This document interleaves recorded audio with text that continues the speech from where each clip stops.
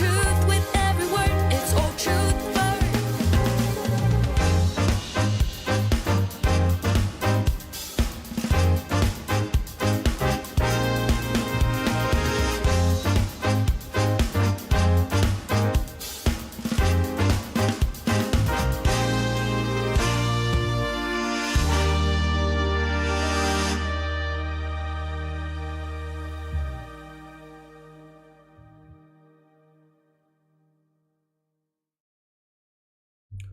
Hello and welcome back to Old Truthford, the home of honestly biased sports content.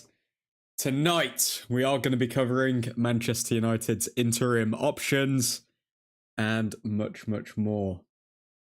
How are we doing, folks? So let's get this party started.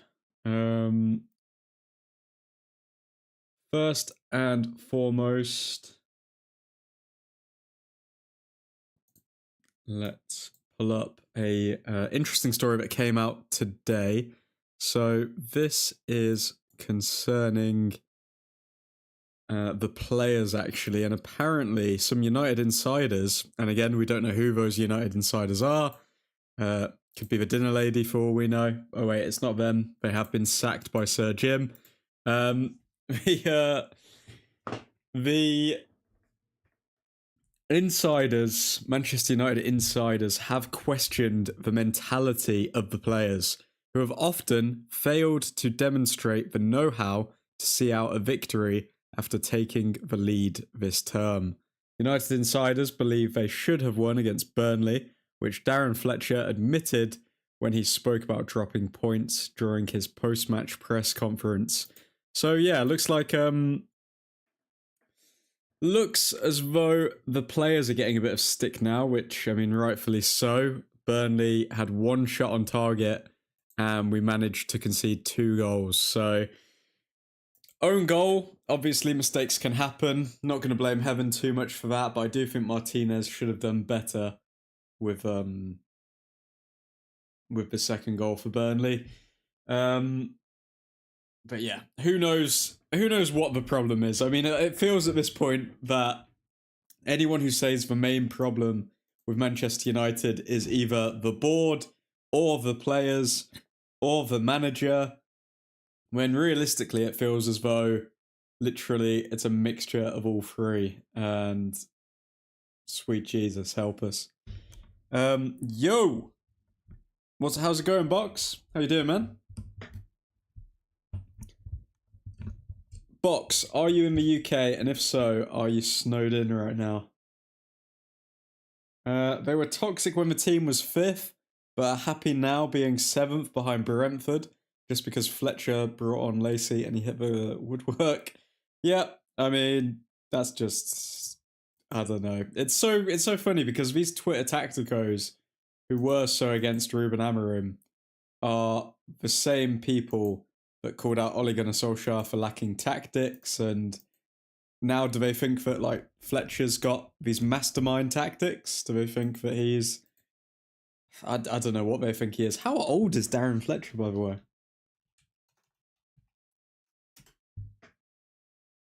Darren Fletcher's 41, so interestingly enough, only 1 year older than Ruben Amorim. Yeah, the fan base are lost now. I don't even know what to make of the United fan base anymore, because I go on Twitter and I'm just like, I feel like no one knows what to say. Like, I don't think anyone has any idea how to feel, what to say. I mean, we're 5 days post Amorim sacking, and I still feel a bit weird about it. I mean, a lot of uncertainty when it comes to Michael Carrick, when it comes to Ole Gunnar Solskjaer.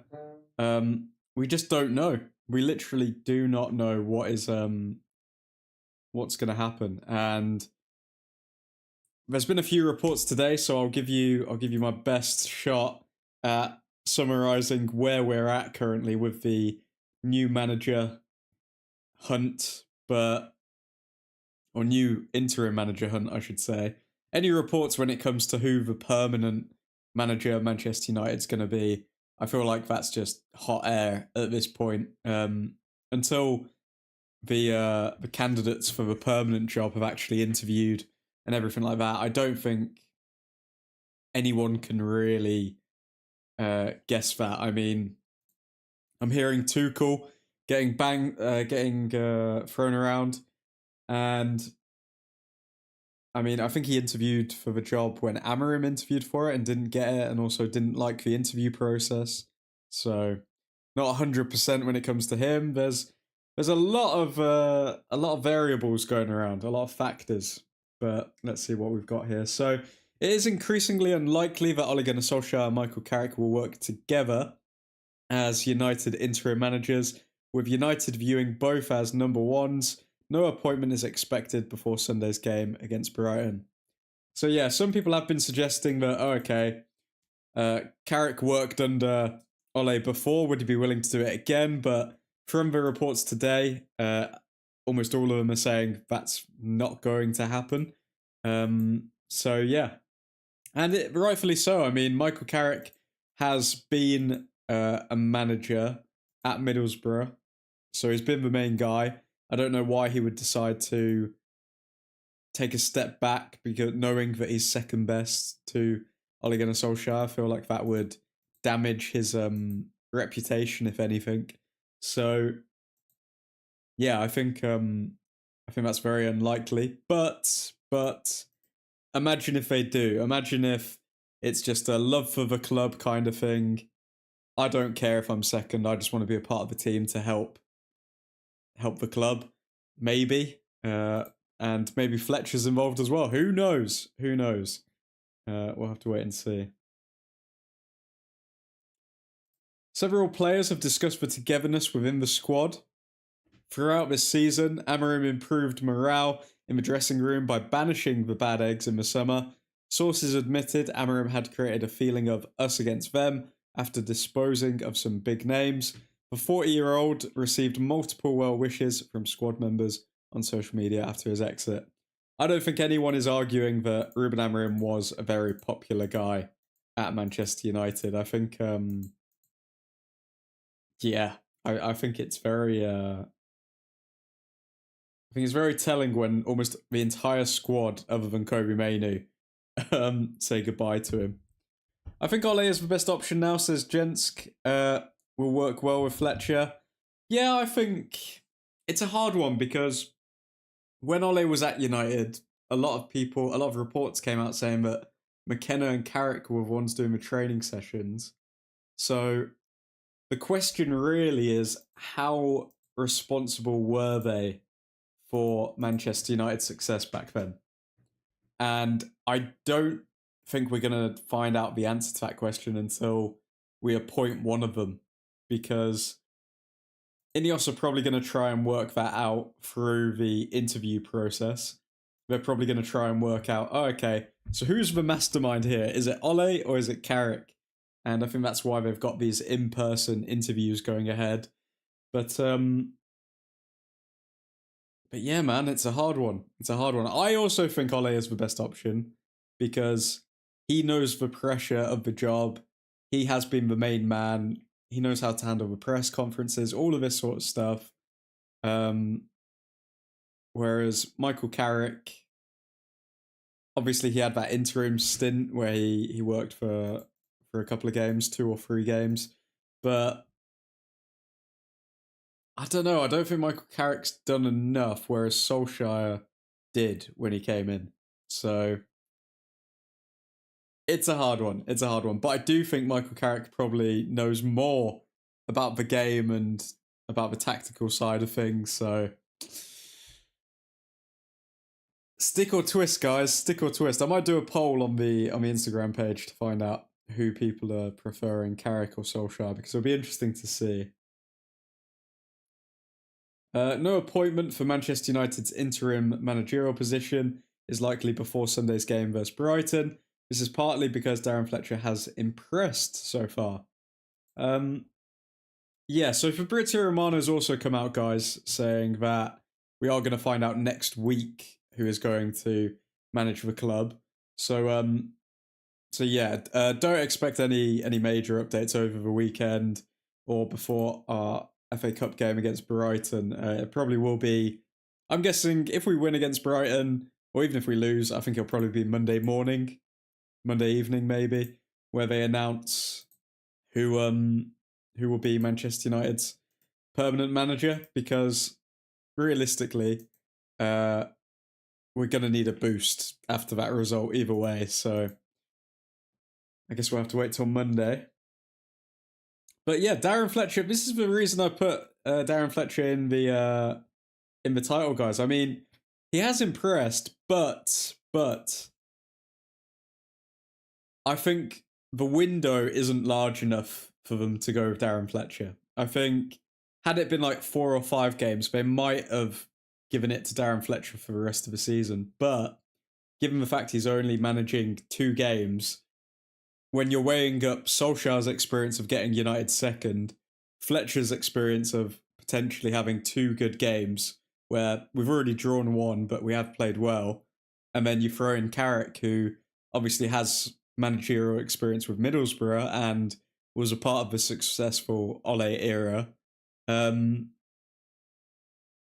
don't think the window is large enough for Fletcher to be made permanent. So even though he has impressed, I highly doubt that Darren Fletcher is going to be made the interim manager. Maybe he's involved with the staff, maybe, but then again, I don't know if Darren Fletcher would like that. I think he'd prefer to stay as the under-18s coach and then obviously work his way up maybe to a managerial position. It's funny with Wayne Rooney, actually, because I saw a report saying Wayne Rooney hasn't been approached. Had Wayne Rooney managed his managerial career a bit smarter, maybe he would have been an outside name, but I think he's kind of just self-destructed when it comes to his managerial career. So I don't think Wayne Rooney's going to get an appointment anytime soon. Ole is more experienced and he knows Europe and the world and knows all big names of the game. What do you mean by knows big names of the game? I feel like Ole's just got, I don't know, he's got something about him where I think if we keep Ole as our caretaker manager for the foreseeable future, I think that would be a very smart move. So even if Solskjaer returns to Old Trafford, Xerxes still wants to leave. He believes that he won't get enough game time to prove himself. Roma have already put forward a 4-year deal. They're also willing to offer him a wage worth 3 million plus bonuses. Roma now need to wait for Mbeumo and Ahmad to return to United. They remain confident that once this happens, Xerxes' move to Roma will be a matter of time. Okay. So we're delaying the Xerxes leaving, essentially. I mean, when they say Xerxes' move to Roma will be a matter of time, they're not really specific on whether that's going to be in Jan or in the summer, but I would bet money it's probably going to be in the summer. Because I don't think we're going to find a replacement for Xerxes, and I think we need all the players we can get. It'll probably be Ole with Fletcher and Evans as assistants. I'd be shocked though if Fletcher did that though, because like if he becomes Ole's assistant,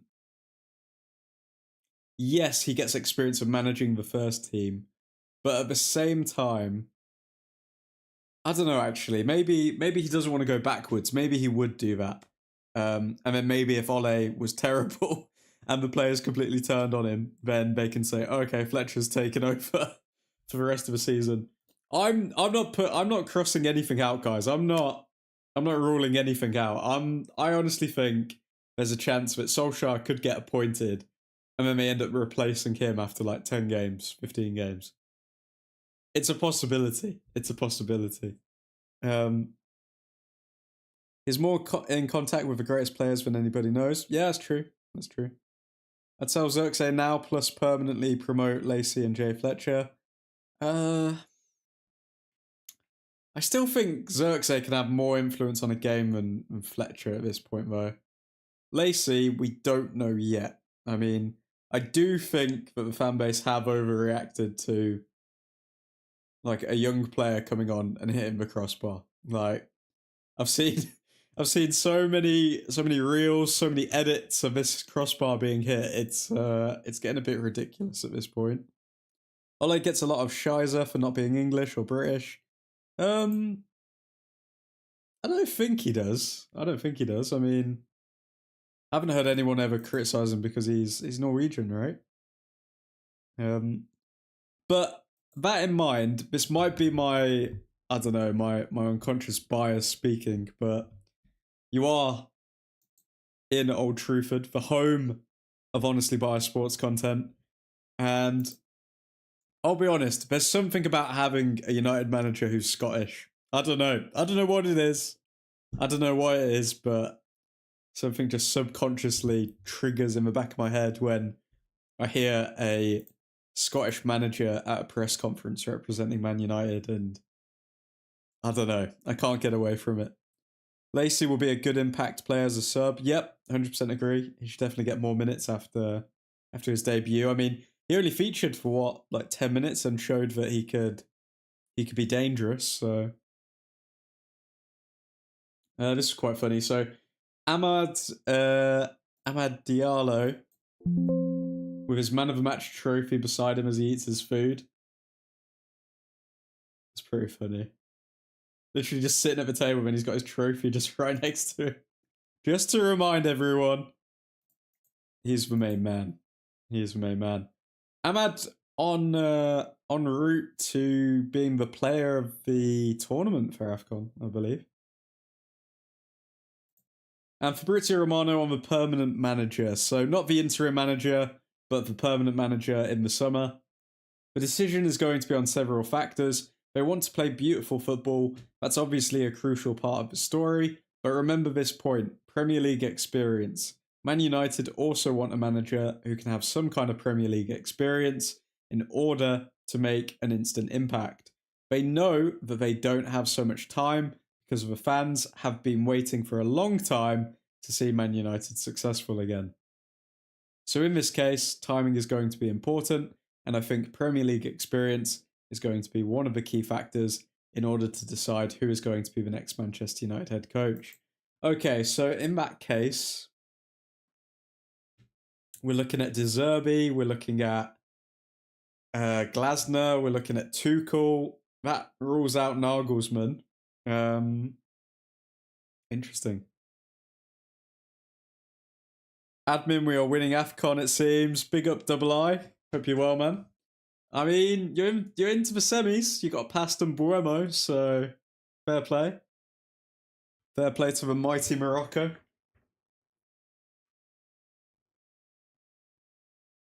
Let's see what else we got here. What I can tell you is for sure, 2 names were already on the shortlist of INEOS and people in the management when in summer 2024. If you remember, Erik ten Hag was close to leaving Manchester United.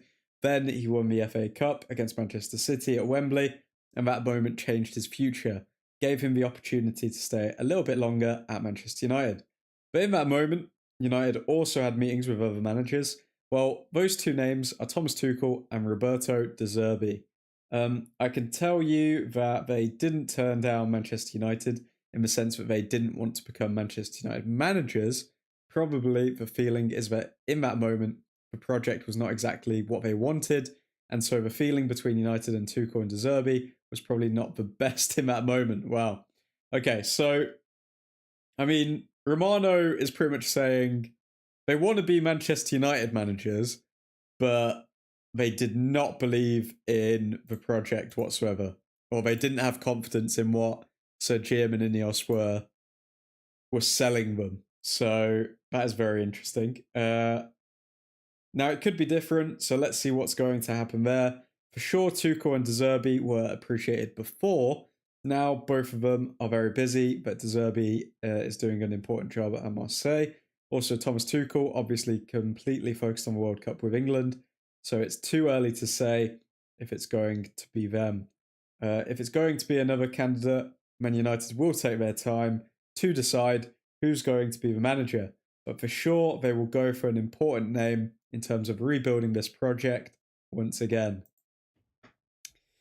So all that's told me is that the managers, Tuchel and De Zerbi, were on the list. They did get interviewed when Ten Hag's job was on the line, and they didn't necessarily believe in the project. Now, that makes me think that unless they're willing to give some power over and they do start to believe in the project, then we're kind of setting ourselves up to another failure like we did with Ruben Amorim. Because the reason Ruben Amorim left is because he stopped believing in the vision, and they reportedly stopped believing in his vision. So for us to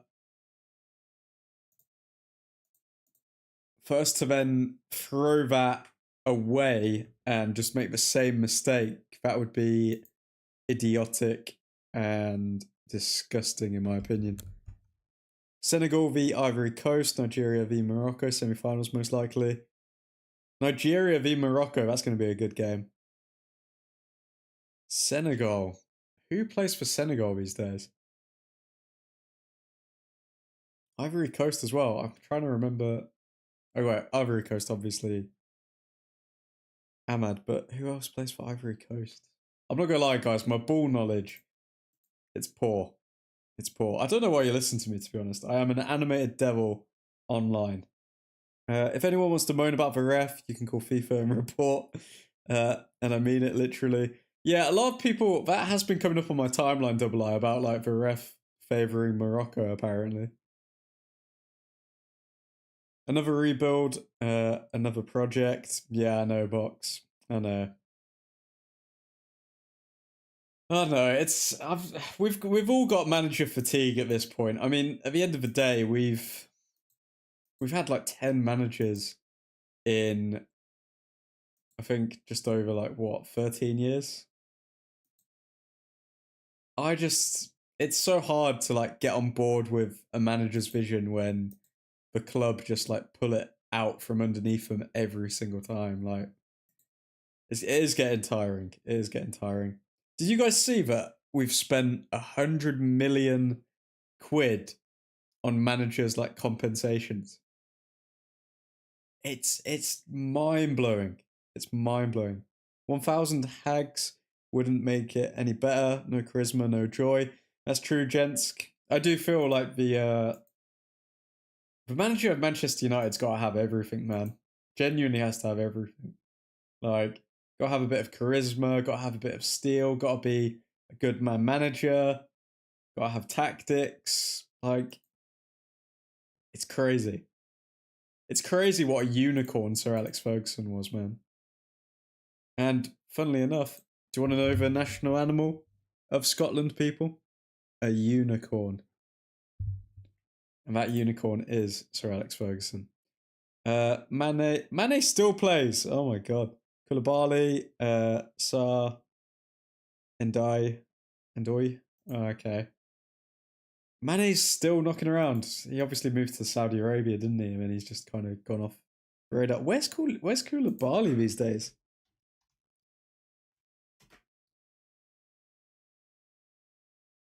Also Saudi Arabia. Interesting. Okay.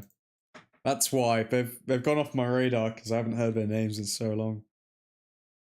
1958 fan group has announced plans for a demonstration ahead of Fulham's game, branding Sir Jim Ratcliffe an incompetent clown who is turning the club into a circus.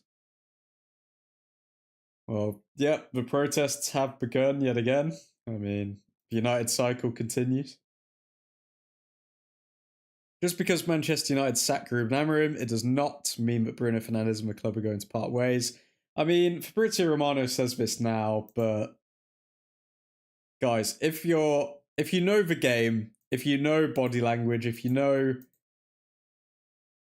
how people treat each other, if you know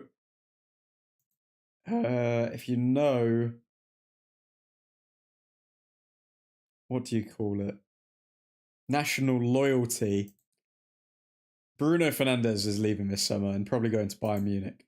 If we're being 100% Bruno Fernandes is probably moving to Bayern Munich because he's got about 65 million release clause for any European club.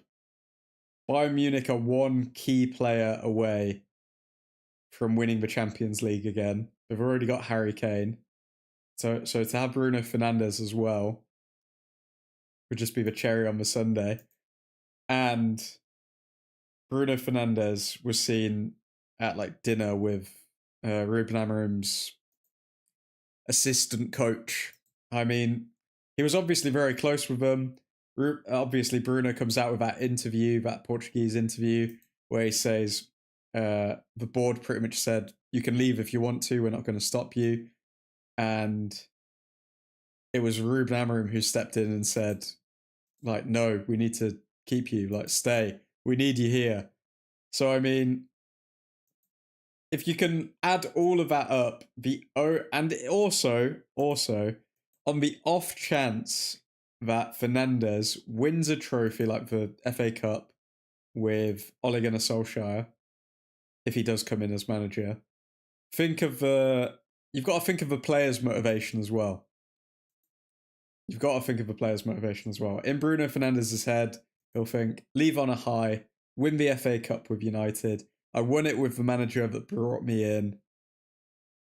It started with Solskjaer. It ends with Solskjaer. Let's close this chapter. Let's move somewhere else. Let's win a top trophy, like obviously either the Bundesliga and potentially the Champions League. Harry Kane's over there. Vincent Kompany's a decent coach. I just think there's too much. There's too much leaning towards Bruno Fernandes leaving this summer now. I just don't think he likes INEOS at all. And it's going to be a shame to see him go. Imagine Ole win the FA Cup, getting Champions League, then Tuchel comes in and F's up before Christmas, then what? And I guess Solskjaer's back. Solskjaer's just going to keep coming back. I do worry about Solskjaer coming back, if I'm honest, guys, because, I mean, it feels like when Disney make these remakes or, like, just any movie franchise that has made a remake and then it's just woke and it's absolute dross and it's just shit, if we're being honest. So I just really worry that the same thing is going to happen with Solskjaer. The only thing giving me confidence that it's not going to happen with Solskjaer is the fact that when he went to Besiktas, they started winning immediately. And he only got sacked from there. I think it was Besiktas. He only got sacked there because they lost like one game where it meant that they didn't get Europe. So, I mean, I think that's the only thing giving me confidence because it's actually showing that he does have a certain way of playing. And if he's done it with another team that isn't Manchester United, then what if he comes into this side and it's hard comparing the squads that he had as well. You've got to compare the squads because you could argue that this squad is better than the one that he had while he was at United. But this squad has no legs in midfield other than Fernandes. So, but maybe counter-attacking football would actually suit the current squad that we have. I mean, Ahmad's rapid, and Mbuemo's rapid, Šeško's pretty quick, Cunha's a great dribbler of the ball. So, I mean, it's not bad, you know? It's not bad. I can see the vision with Solskjaer coming in.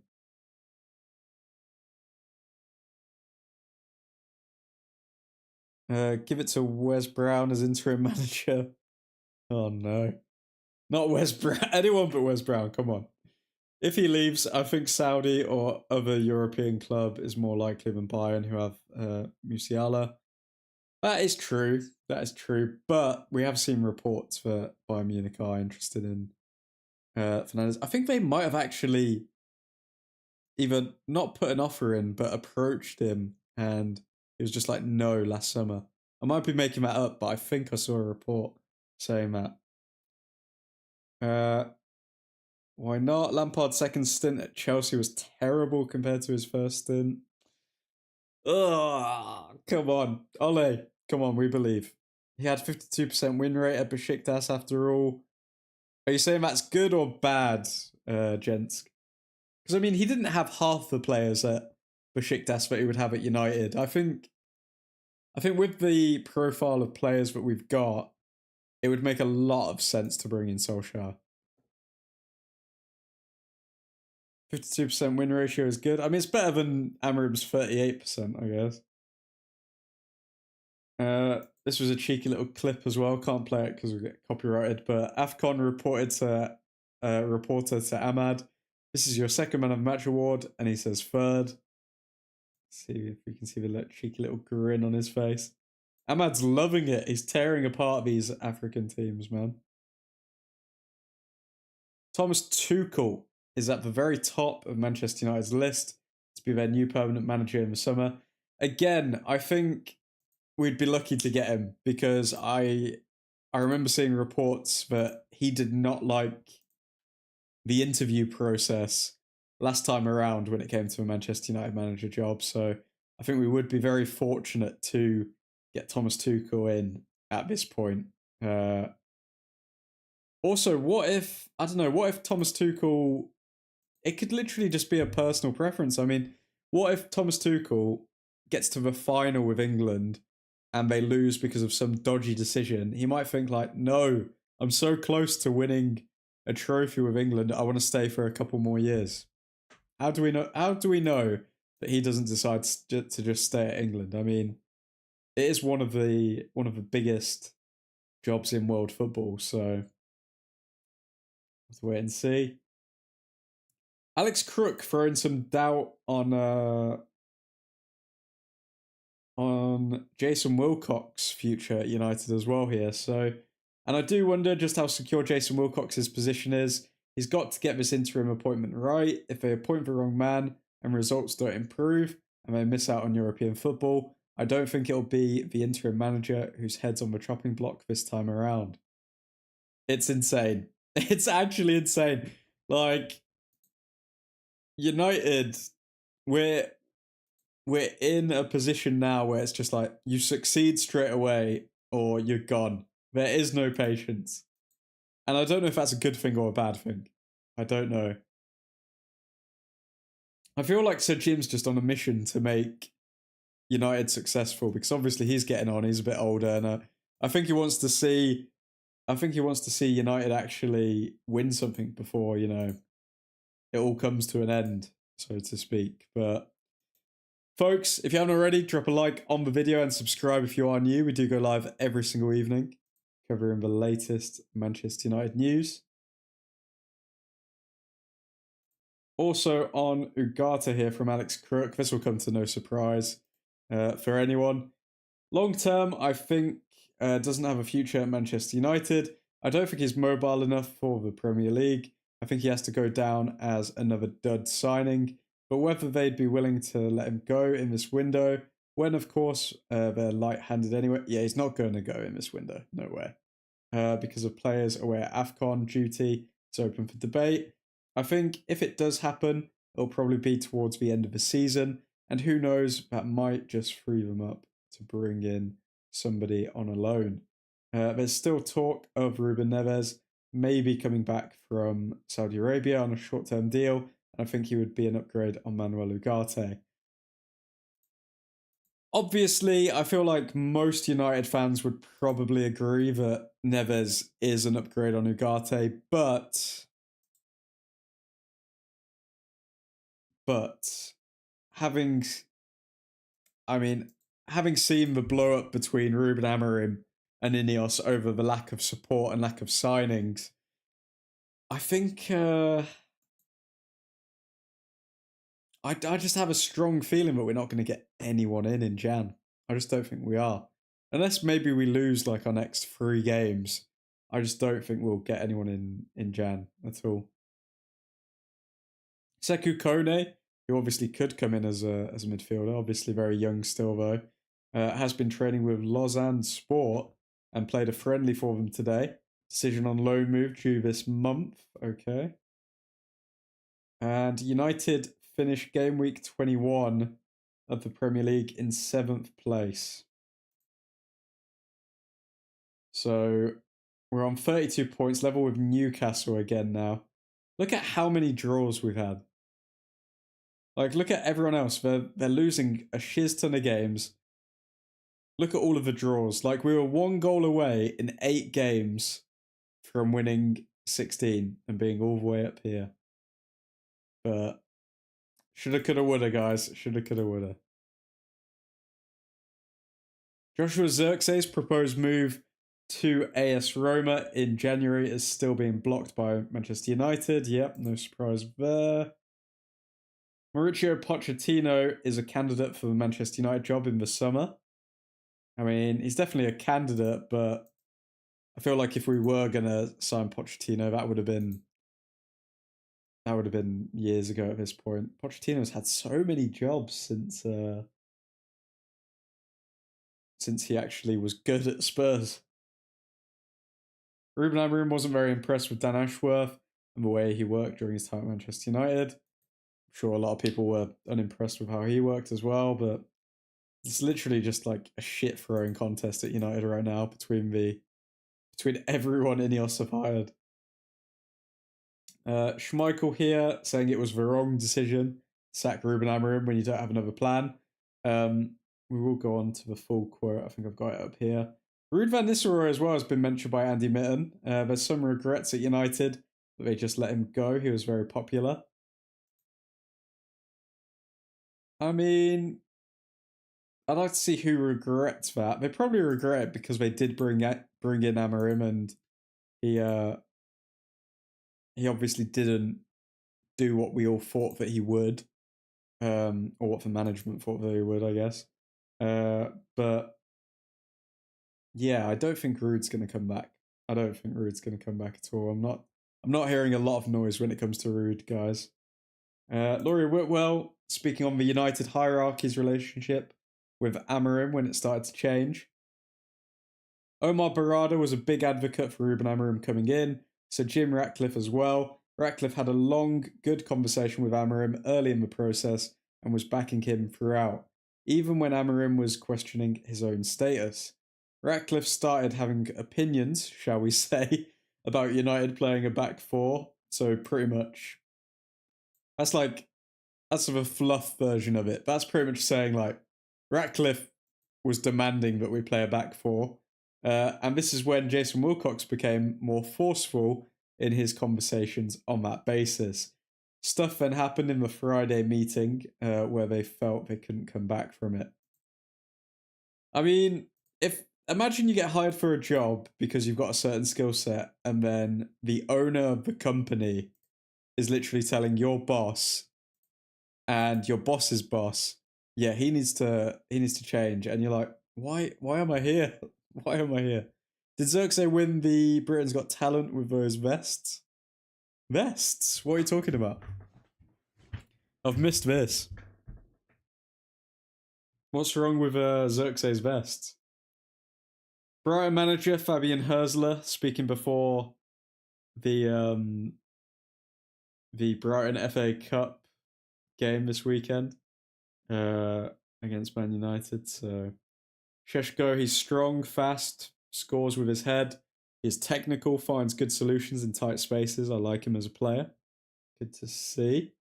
So other managers recognise Šeško's game. I mean, I don't know if you guys saw it. Tim Sherwood was digging into Šeško on Sky Sports the other night at half time, and then he obviously goes on to score 2 goals and get man of the match. So disappointing from Tim Sherwood. I thought he was a decent manager, but very disappointing from him to see those comments. And Benjamin Šeško has been named in the Who Scored Premier League Team of the Week. Big up Šeško for winning that. Brighton manager, they had a clear-cut number 10 and also a clear-cut striker. And that's what it's going to be for the remainder of the season. Are these players talented enough to drag us to Champions League football? That's the question. Hertzler on Benjamin Šeško. He can be a big player for Manchester United. He has everything what a really good striker needs. I followed him in Germany. I liked him as a player. I think he didn't have that easy start, but against Burnley, it was impressive what he showed, so we definitely have to take care of him. How are they going to take care of Šeško, I wonder? And another cryptic message coming out, guys. So I don't know if you saw this, but former Manchester United assistant manager under Jose Mourinho, Rui Faria, with a subtle message to Manchester United on Instagram. So this is what it says. I don't know if you can see it fully. I'll read it out. So, a great club's philosophy used to be about silverware. Coaches were hired for their winning streaks in order to achieve the club objectives.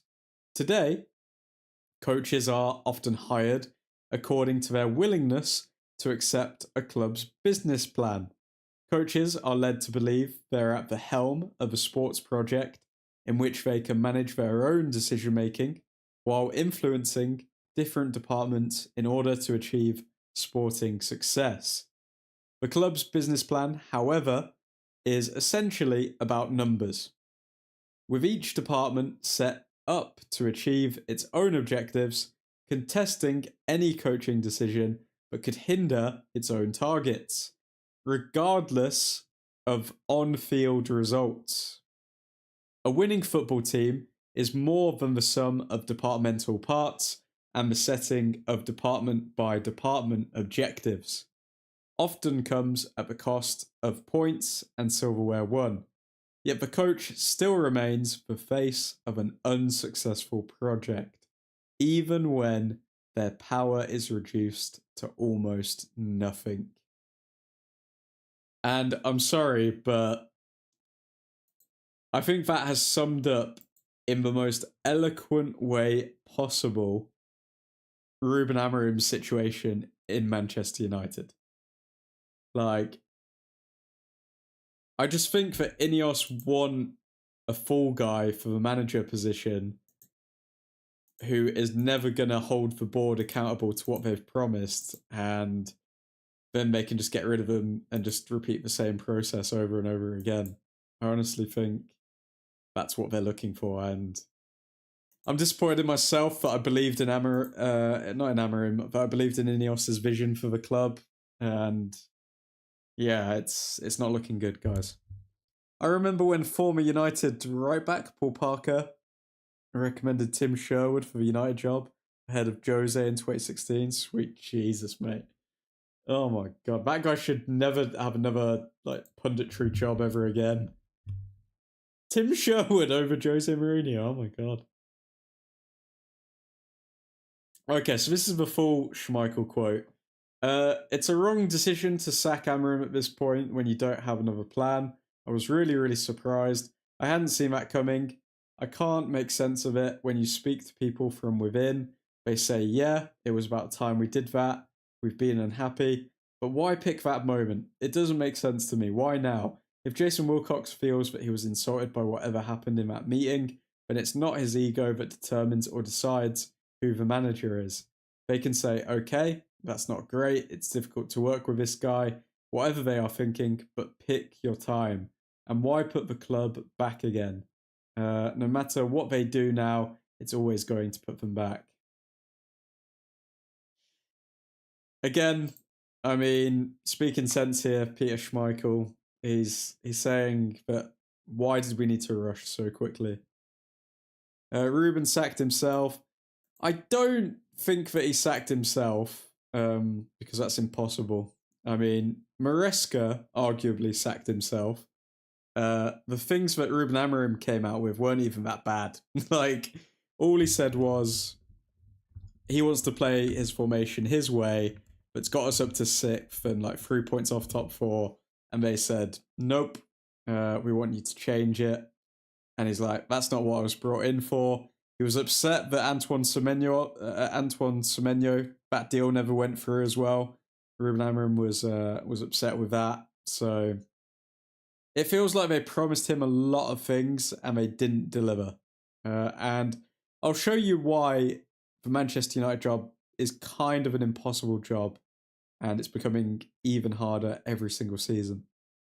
In just a moment, with a funny stat. Rui Farias talking sense, yep, 100%. He discredited his leaders for listening to Gary Neville. I mean, it's true though. It's true. Like, why? Like, a football pundit is just like any of us. They've just got opinions on what they're watching. Like, Gary Neville is not an expert on managers. He's not. Like, no player under the age of 23 in Europe scored more goals than Benjamin Šeško since the start of 23-24. Believe in the project. Believe in Šeško. Believe. Darren Fletcher in the matchday programme versus Brighton. Being asked to lead Manchester United as interim head coach is a great honour.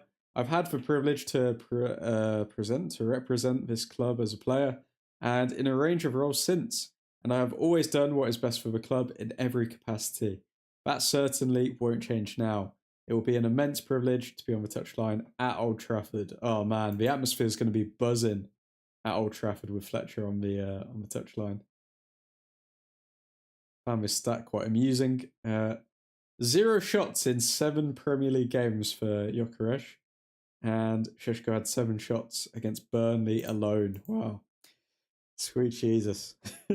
Gary is a huge part of United's success. He is, but he's not been a huge part of United's like management success. Like, how has Gary Neville helped the club since 2013? Like, since Sir Alex has left? Not at all. Don't get me wrong, I don't 100% agree with you, Box. Like, I think Gary Neville can speak sense. I think he does give good insight, but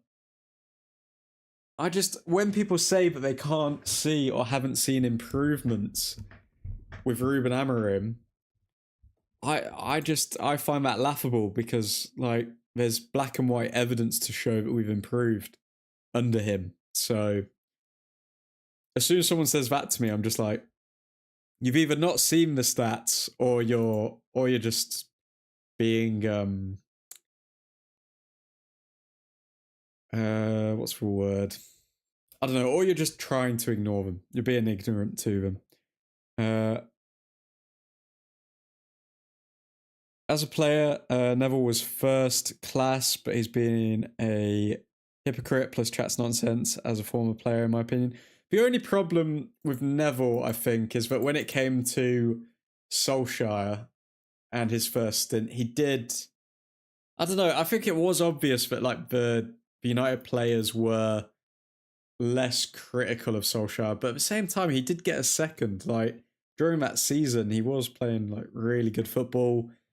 I mean, if it weren't for a few draws, we probably would have been closer to Man City, so it's a hard one. You're probably younger than 50 years old. Definitely younger than 50 years old. Definitely. Neville was fairly silent on the Glazers for a long time, and he didn't hold Ole to the same standard as other United's managers post-Fergie. Yeah, that's the main thing that you can hit Gary Neville over the head with. I think that he wasn't as critical as he could have been with Ole when he was United manager. Both of Benjamin Šeško's goals against Burnley came from moves with 10 plus passes in the build-up. So 16 passes, then the first goal, 13, then the second.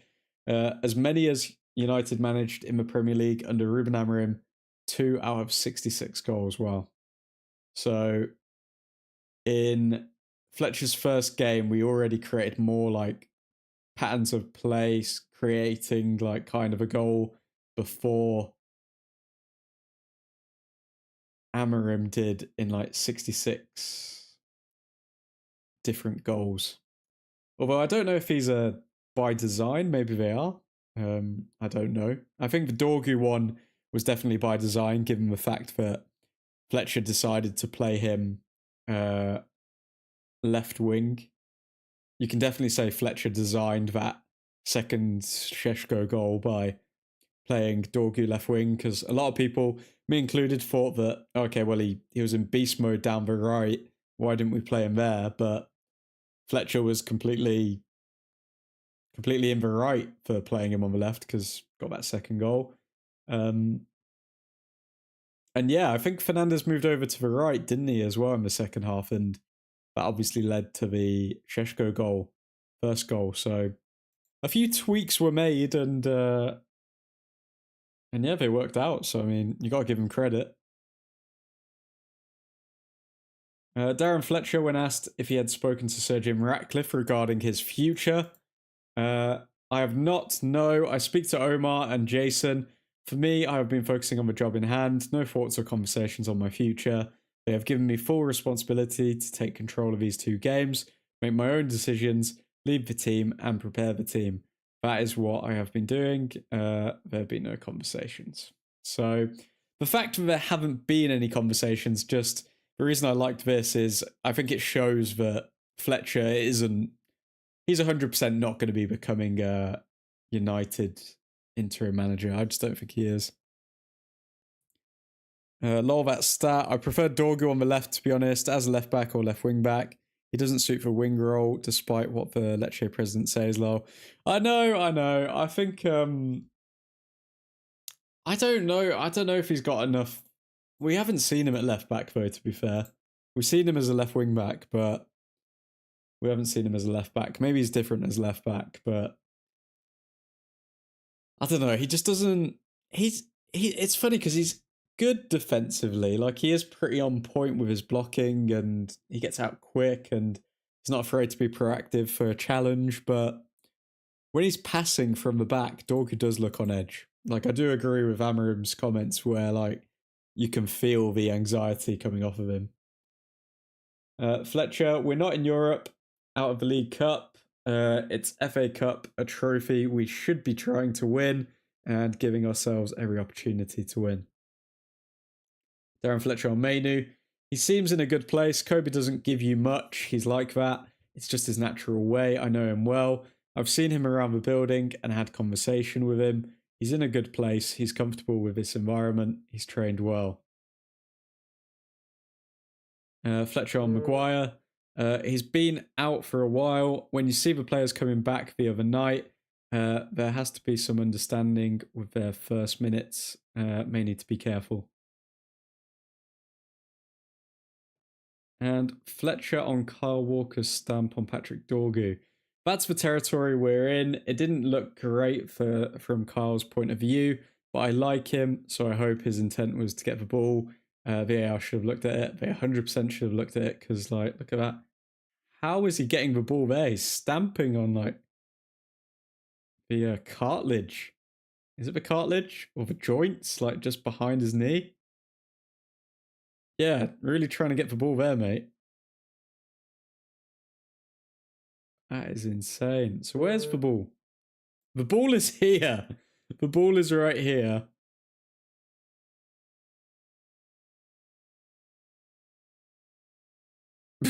The ball is here. He's stamping on the back of his thigh. That is insane. Walker knew what he was doing, in my opinion. 100%. Like, how dumb do you have to be? The ball is right here, and his leg is, like, all the way over here. Is he blind? Like, what? But then that Martinez chance, obviously, that gets flagged, and that was a hardcore tackle on Kyle Walker, right, guys? Darren Fletcher, I see a lot of hardworking and humble young players in the United Academy. I deal with hardworking, honest, and super talented kids. We ask too much of young people in society at times. We have to let them learn, educate them, help them, understand they will make mistakes. With good guidance, all of us play a part in developing them to be Manchester United players and people. And I think Darren Fletcher was saying this in response to Ruben Amorim saying about the United academy players being called entitled, I think, by Ruben Amorim. I think this was in response to that. One of the reporters was asking him. So, yeah, an interesting one. I don't know. Who's right? Are the academy players entitled? Are young modern players entitled? Or are they just young people who are going to make mistakes like all of us have? Who knows? Benjamin Šeško has won the Premier League Player of the Match Week award. I don't know when this became a thing, but why are we doing like Players of the Week awards? Like, do we really need a Player of the Week? Manchester United will hold a meeting with Ole Gunnar Solskjaer tomorrow. They have held a meeting with Michael Carrick yesterday. Several solutions have been outlined. Solskjaer as head coach, with or without Carrick as assistant. Carrick as head coach, or that current interim coach, Fletcher, keeps the job until the end of the season. Solskjaer will hold face-to-face talks. Yep. So he's going to do that tomorrow. And this is an interesting one, guys. So this is highest spending managers since Pep Guardiola joined Manchester City. 2 billion. I mean, 2 billion. So in world football, he has spent the most since he joined Man City. Eddie Howe, interestingly, up here. Erik ten Hag, the only Manchester United manager here. Thomas Tuchel, obviously. And this is why it's impossible to catch up with them, because they already had a good squad so many years ago, and now they just still keep spending more and more and more money. X Factor means more than most people think. Yep, true. 2 billion in fullbacks, yeah. Insane. But this is the thing. This is why United managers are kind of set up to fail, because even if we get our team playing to the same level that they're so well drilled they can compete against Man City, do you know what will happen? Man City will just spend like more money and then they'll just get better players. It's like an unstoppable machine at the moment. Congratulations to Leacher, 100 games for Manchester United. Barcelona intend to trigger the €30 million buy option for Marcus Rashford to sign him permanently. Okay, so looks like we're going to be getting some moolah for Marcus Rashford. Good to hear. It's funny that this comes out as soon as they hear that Solskjaer could be coming back to United, because they're probably scared. Wait a sec, could Marcus Rashford go back to Man United? What? They've gone away from a back three? What? Eric spent millions on crap. Yep. Our squad is littered with Ten Hag players who are just not good enough now. The notion of Solskjaer and Carrick working together again has now been dismissed, says Chris Wheeler. Fletcher has made a good impression since stepping up from the under-18s coach to take temporary charge. How can you say that by like one game though? Like, I understand, yeah, okay, thank you for stepping up last minute, but if they gave it to Fletcher, that'd be crazy. Barcelona has informed Marcus Rashford's camp of their plans to keep him beyond June 2026. They are very happy with him. Okay. Ole Gunnar Solskjaer will hold... Yep, we've seen this one. Hold talks tomorrow. United are currently 7th in the Premier League and set a minimum target of a top 6 finish. I mean, I think we need a top 5. I think we need Champions League football. Morocco scored to take the lead against Cameroon in the AFCON quarterfinal, and Mbeumo is back. Mbeumo is back, people. What else do we have? Manchester United's appointment of a caretaker manager until the end of the season is reaching its conclusion, with Solskjaer due to have the face-to-face talks about a return to the club on Saturday. Is understood former midfielder and ex-Middlesbrough boss Michael Carrick, the other frontrunner for the role, has already met United Chiefs. United want an appointment before next weekend's Manchester derby. Club sources have said they regard both men as number one managers in their own right, rather than as part of a team, even though the pair worked together following Jose's departure. 8 years ago that was, by the way, when they both came in. 8 years ago. Wow. With our squad, we have nothing to do in Champions League. Not right now, but we can invest in the summer. I mean, we better invest in the summer if we don't sign anyone in Jan.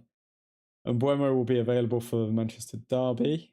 And congrats to Mazraoui as Morocco qualify for the AFCON semi-final stage this evening. But, folks, that is your daily fix of everything going on with United.